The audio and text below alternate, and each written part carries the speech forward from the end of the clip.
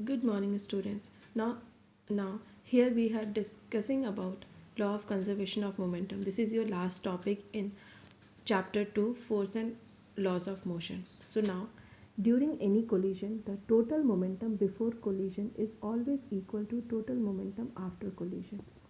Right?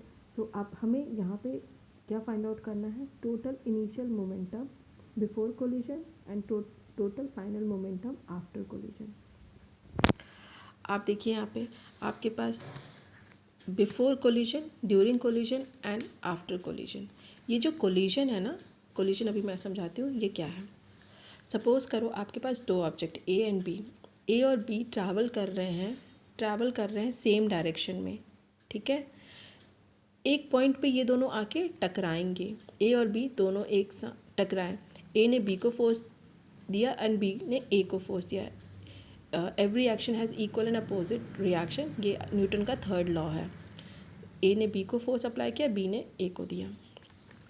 जो उसका final velocity आया, मतलब जो इसका न्यू वेलोसिटी बना, वो फाइनल वेलोसिटी, वो उसे हम कहेंगे आफ्टर कोलिजन. राइट. तो आपका ये फॉर्मूला है, आपको मैंने बताया, ये हमें प्रूव करना है. फॉर्मूला है मास of A and initial velocity of A plus mass of b initial velocity of b is equal to mass of a final velocity of a plus mass of b final velocity of b. ये है आपका मास ए, mass be. ठीक है. और ये initial U A and U B ये यहाँ पे, प्लस ये आपका आफ्टर कोलिजन का M A V A M B V B. ठीक है. हमें ये फाइंड आउट करना है इन दोनों का ड्यूरिंग कोलिजन. अब ड्यूरिंग कोलिजन लेके हम जब चलेंगे तो उसमें लगाएंगे प्रूफ करने के लिए हमें by Newton third law of motion. Newton third law of motion क्या कहता है? Every action has an equal and opposite reaction. उसका फॉर्मूला मैंने बताया था F1 is equal to minus F2. ये माइनस का साइन इसलिए होता है बिकॉज इसमें अपोजिट डायरेक्शन होता है, इसलिए माइनस का साइन होता है. By Newton second law of motion, second law क्या बोलता है? Force is equal to mass into acceleration. ये आपका सेकेंड लॉ बोलता है. देन जब इसमें F1, ये आपका ड्यूरिंग कोलिजन में ये सारी चीज़ें हो रही हैं. जब ए बॉडी का फोर्स लगाया बी पे, F2 आया, और बी ने ए की तरफ फोर्स लगाया F1. ठीक. तो F1 इज इक्वल टू, अब इसकी वैल्यू लिखेंगे हम, तो ये इसका है आपका मास ऑफ बी. ओके. और एक्सेलरेशन ए होगा. तो जब F1 ने फोर्स लगाया बी की तरफ तो उसकी value I M B A B.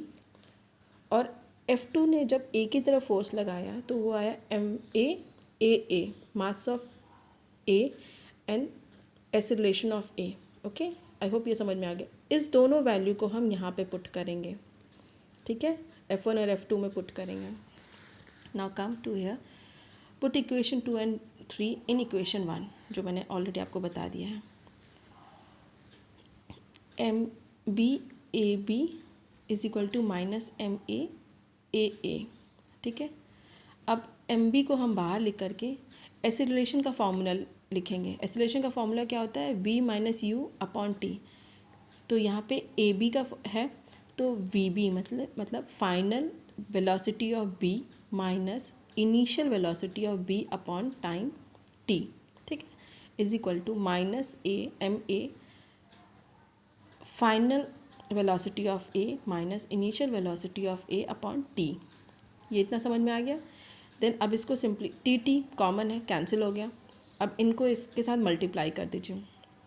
M B V B minus M B U B, ये यहाँ लिख दिया. Minus M A V A, ये है माइनस माइनस प्लस हो गया, plus M A U A. Okay. अब माइनस की वैल्यू को अपोजिट डायरेक्शन में आप भेज दो.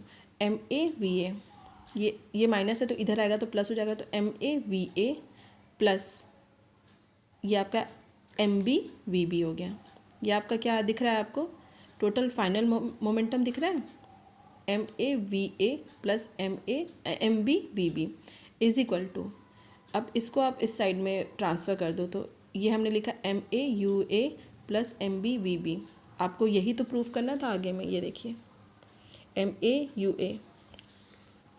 अब इसको आप प्रूफ यही करना था, अब इसको आगे पीछे लिख दीजिए आप, जैसे MAUA plus MBUB is equal to MAVA plus MBVB। ये आपका प्रूफ हो गया, ठीक है। सो आई होप ये डेरिवेशन समझ में आ गया होगा।